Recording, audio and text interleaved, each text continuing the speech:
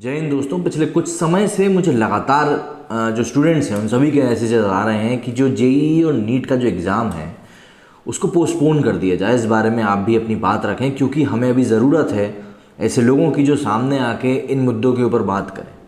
देखिए, मैं कोई बहुत ज़्यादा फैक्ट्स और फिगर्स में तो नहीं जाऊंगा, क्योंकि बहुत सारी चीज़ें हैं जो ऑलरेडी आपको सोशल मीडिया पे प्लस इलेक्ट्रॉनिक मीडिया के जो प्लेटफॉर्म्स हैं उन सभी पे आपको सारे फैक्ट्स एंड फिगर्स मिल जाएंगे। बस एक कॉमन सेंस की मैं बात करूंगा आपके साथ, इससे ज़्यादा तो मैं कुछ नहीं कहूँगा कि एक आम जनता की जो सोच है वो उसके लिए वो क्या कहती है और उसका क्या सोचना है। बहरहाल सुप्रीम कोर्ट ने जो भी कुछ फैसला दिया है, लेकिन आखिरी का जो फैसला है गवर्नमेंट के पास है कि ये एग्ज़ाम करवाना है कि नहीं करवाना है। इसके ऊपर पूरी बात आके रुकी हुई है। अब कॉमन सेंस की जब हम बात करते हैं तो देखिए, एक जगह पे मैंने कहीं तो भी पढ़ा था कि अगर हम जेईई में जो बच्चे अपीयर होने वाले हैं प्लस जो नीट में बच्चे अपीयर होने वाले हैं, इन दोनों को टोटल कर लें तो आंकड़ा जो है वो करीब करीब 24 से 25 लाख के करीब जाएगा। 24 से 25 लाख कोई छोटा मोटा नंबर नहीं होता है, बहुत बड़ा नंबर होता है।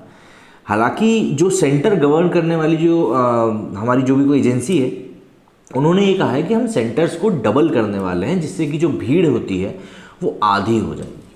ठीक है। इसके अलावा उन्होंने कहा है कि जो भी प्रिकॉशनरी मेजर्स होंगे, मास्क पहनना, फेस शील्ड पहनना, टेम्परेचर की जांच करना, सैनिटाइज़र का यूज़ करना, सोशल डिस्टेंसिंग मेंटेन करना, ये जितने भी प्रिकॉशनरी मेजर्स हैं इन सभी का पालन बखूबी किया जाएगा और ध्यान रखा जाएगा इस बात का कि इन सभी प्रिकॉशनरी मेजर्स का हम लोग सही तरीके से पालन भी करें। ठीक है, ये बात भी सही हो गई। इसके अलावा कहना है कि जो बच्चों का साल है वो ख़राब नहीं होना चाहिए। एक साल बहुत ज़्यादा महत्वपूर्ण होता है, किसी भी तरीके से इसको ख़राब नहीं होना चाहिए और नहीं चाहते कि बच्चों के भविष्य के ऊपर एक साल के ख़राब होने का दंश वो लोग झेलें। ये बात भी बिल्कुल सही, बहुत सही बात कही। तो ये सभी चीज़ें हैं। अब हम बात करते हैं जो एक व्यक्तिगत विचारधारा है लोगों की, जो लोगों के मन में बातें चल रही हैं, जो पेरेंट्स के मन में बातें चल रही हैं, जो अभिभावकों के मन में बातें चल रही हैं, और आखिर बच्चे क्यों चाह रहे हैं कि एग्ज़ाम पोस्टपोन हो जाए। पहली बात, भीड़।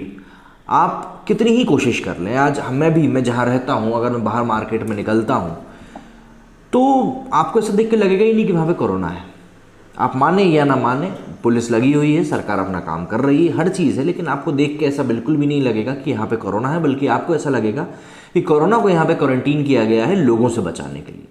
फेस मास्क नहीं है यहाँ पे, सोशल डिस्टेंसिंग नहीं है यहाँ पे, बस कोई मतलब नहीं है इन चीज़ों का। तो ऐसे में संक्रमण जो हमारे देश में अभी तक फैल रहा है, और हम दुनिया के शायद अब तीसरे नंबर के देश बन चुके हैं, जो कि बिल्कुल भी गर्व करने वाली बात नहीं है, लेकिन जो है सो है, और जो चीज़ सामने है उसको जुटलाया भी नहीं जा सकता। तो हम दुनिया के तीसरे नंबर के सबसे ज़्यादा संक्रमित देश बन चुके हैं। अब कई लोग इस बात पर ये तर्क कहेंगे कि कोरोना जो है उसके बारे में जो डर फैलाया गया है कि भाई ये बहुत खतरनाक वायरस है और ऐसा वैसा, तो और इसका तो रिकवरी रेट जो है वो 98% है और मात्र 2% लोग हैं जो इससे जिनकी मृत्यु हुई है। तो भैया, अगर ये वायरस इतना ज़्यादा खतरनाक नहीं है तो मुझे नहीं लगता कि हम लोगों को लॉकडाउन की ज़रूरत थी। वर्क फ्रॉम होम का जो कल्चर अब शुरू हो गया है, वो भी सिर्फ इसी संक्रमण के चलते शुरू हो गया है कि लोगों को अभी नसीहत दी जा रही है कि आप अपने घर से ही काम करें। प्रोडक्टिविटी लोगों की बढ़ रही है, बहुत सारी चीज़ें बाहर निकल के आ रही हैं। तो इस तरह की चीज़ों की कोई ज़रूरत नहीं होती अगर ये चीज़ इतनी ज़्यादा खतरनाक नहीं होती। और अगर हम जान माल के खतरे की बात करें तो 2% भी कोई कम नहीं होता है, 2% भी बहुत बड़ा आंकड़ा होता है। चलिए ठीक है, फिर भी कई लोगों को ये चीज़ समझ में नहीं आएगी।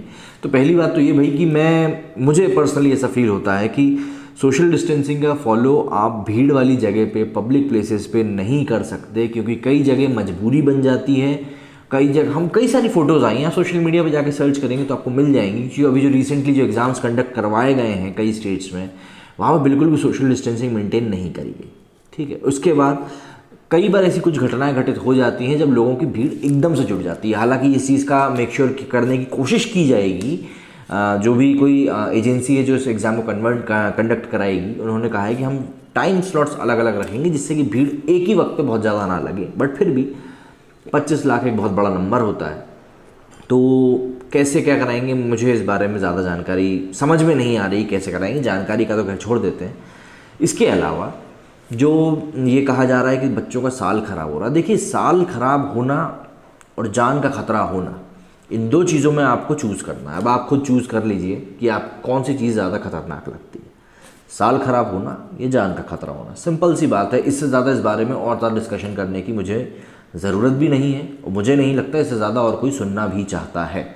इस जगह पे कौन क्या चीज़ चूज़ करता है ये उसकी प्रायोरिटी है, उसकी व्यक्तिगत चुनने की जो क्षमता है वो उसके ऊपर जाके इस चीज़ को चुन सकता है।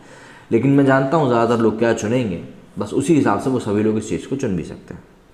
कई सारे बड़े लोग हैं जिनके स्टूडेंट्स ने हेल्प मांगी, बहुत सारे सेलिब्रिटीज़ हैं, सोशल मीडिया इन्फ्लुएंसर्स हैं जो कि सामने आए, उन्होंने इस बारे में बात करी कि बच्चों के एग्ज़ाम्स पोस्टपोन करवा देने चाहिए, क्योंकि ये मांग कोई नहीं कर रहा है कि एग्ज़ाम रद्द कर दिए जाए, नहीं, सब लोग यही बोल रहे हैं कि एग्ज़ाम पोस्टपोन कर दिए जाए। क्योंकि जब आपने मई जून में जब जो ये आंकड़ा बढ़ रहा था कोरोना के मरीज़ों का, मई में, जून में तो नहीं कहूँगा, मई में, तब आपने इस एग्ज़ाम को पोस्टपोन कर दिया था, तो उसके मुकाबले आज की तारीख में तो ये आंकड़ा और भी ज़्यादा तेज़ी से बढ़ रहा है।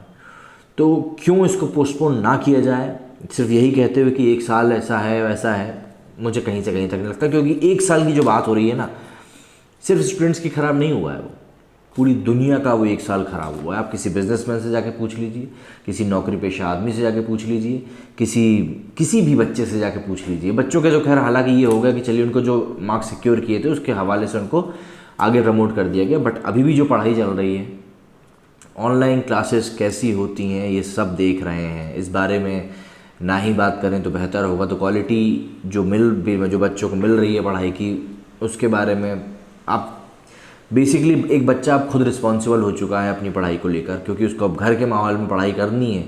स्कूल का जो एक माहौल होता है वो एक अलग होता है, घर का माहौल एक अलग होता है। बहरहाल दूसरी बात ये हो गई कि किसी भी तरह का ये जो चीज़ें होती हैं आप पालन नहीं कर सकते।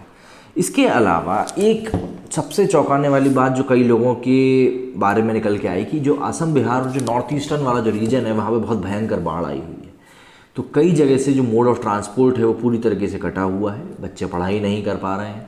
इसके अलावा कई लोगों के घरों के आसपास कोरोना के कंटेनमेंट एरिया बने हुए हैं, कई घरों में ही कोरोना के पेशेंट्स निकल के आए हैं, जिस कारण से कि उनके फैमिली मेम्बर्स को क्वारंटीन किया गया है और कई केसेस में बच्चों को खुद क्वारंटीन किया गया है। तो मेरा बस इतना सा सवाल है कि आप मुझे ये बताएं कि ऐसा व्यक्ति जो कि क्वारंटीन में है वो क्या एग्ज़ाम देने आ सकता है? ठीक है, आप लोगों ने कहा जिन लोगों के टेम्परेचर ज़्यादा हैं वो अलग बैठेंगे, लेकिन टेम्परेचर ज़्यादा कई कारणों से हो सकता है। और अगर ऐसे में कोई भी व्यक्ति विशेष जो कि कोरोना पॉजिटिव है, क्योंकि बच्चों का फैटेलिटी रेट बहुत कम है, तो ऐसे में अगर कोई भी बच्चा जिसको कि कोरोना के बारे में जानकारी नहीं है वो आके एग्ज़ाम देता है और किसी ऐसे बच्चे को कोरोना के लक्षण वो ट्रांसफ़र कर देता है जिसकी इम्यून सिस्टम थोड़ा सा वीक हो, क्योंकि बच्चे कई बार हेल्थ में कमज़ोर भी होते हैं, तो ऐसे में हम क्या कर सकते हैं? क्योंकि ऐसे में फिर मुझको नहीं लगता कि आप इतने बड़े नंबर में कैसे ट्रेस कर पाओगे किसी को। इसके अलावा ट्रांसपोर्टेशन, जो मोड ऑफ ट्रांसपोर्टेशन अभी बहुत हद तक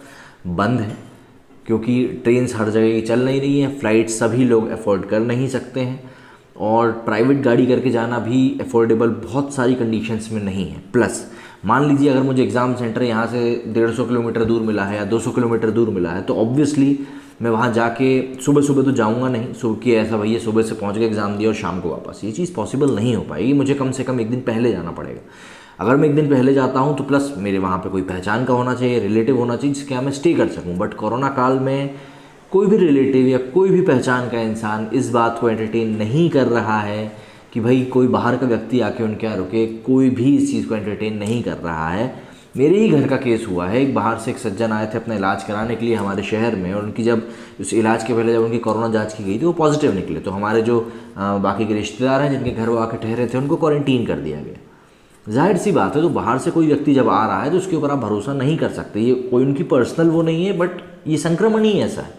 तो आप किसी के घर जाके नहीं रुक सकते, ठीक है। सबसे बड़ी बात एकोमोडेशन की प्रॉब्लम होगी, क्योंकि आप होटल्स भी हर जगह पे सही तरीके से नहीं खुले हैं। प्लस अगर मैं बाहर जा रहा हूँ तो मैं कैसे किसी होटल के ऊपर ट्रस्ट कर लूँ कि यहाँ पे मुझे कोरोना का संक्रमण नहीं मिलेगा।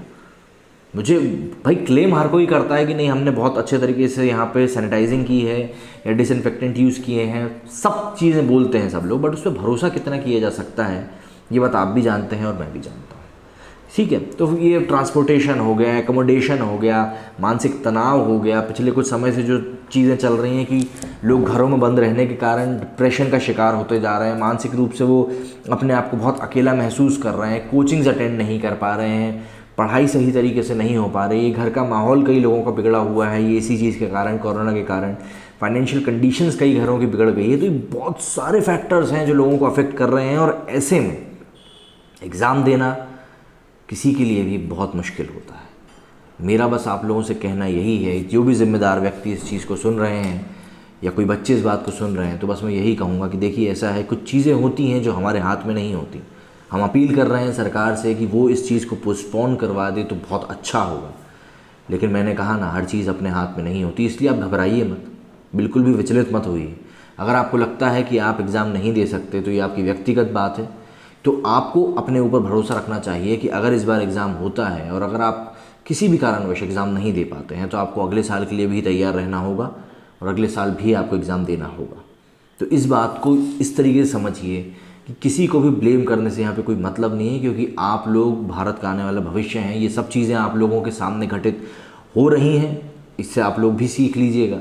अगर पोस्टपोन हो जाता है तो बहुत अच्छी बात होगी, इस बात से अच्छी कोई बात हो नहीं सकती, लेकिन अगर ना हो तो बिल्कुल डिस्करेज होने की ज़रूरत नहीं है। ये बात हमेशा आप याद रखना कि भविष्य में भगवान ना करे कि आपके सामने कभी ऐसी परिस्थिति उत्पन्न हो कि आपको ऐसे डिसीजन लेने पड़े, तो आप उस समय याद रखिएगा कि इस ऐसी परिस्थिति में जब एक व्यक्ति बाढ़ में फंसा होता है, ट्रांसपोर्टेशन की दिक्कत होती है, फाइनेंशियल दिक्कत होती है, एकोमोडेशन की दिक्कत होती है, पढ़ाई की समस्या होती है, संक्रमण फैलने की दिक्कत होती है, तो ऐसे में आपको सही डिसीजन लेना होता है। तो इसीलिए बस मैं दुआ करूँगा आप सभी के लिए कि ये एग्ज़ाम जो है पोस्टपोन हो जाए। जिस तरीके से भी हो सकता है मैं मदद करूँगा, सोशल मीडिया के प्लेटफॉर्म्स के थ्रू हम सभी मदद करेंगे। देखते हैं क्या चीज़ बाहर निकल के सामने आती है। बस दुआ यही रहेगी कि एग्ज़ाम पोस्टपोन हो जाए। लेकिन बस मैं आप लोगों से एक ही बात कहूँगा कि आप लोगों को हिम्मत नहीं हारनी। मेरे इस वीडियो में फ़िलहाल इतना ही। जय हिंद, जय भारत।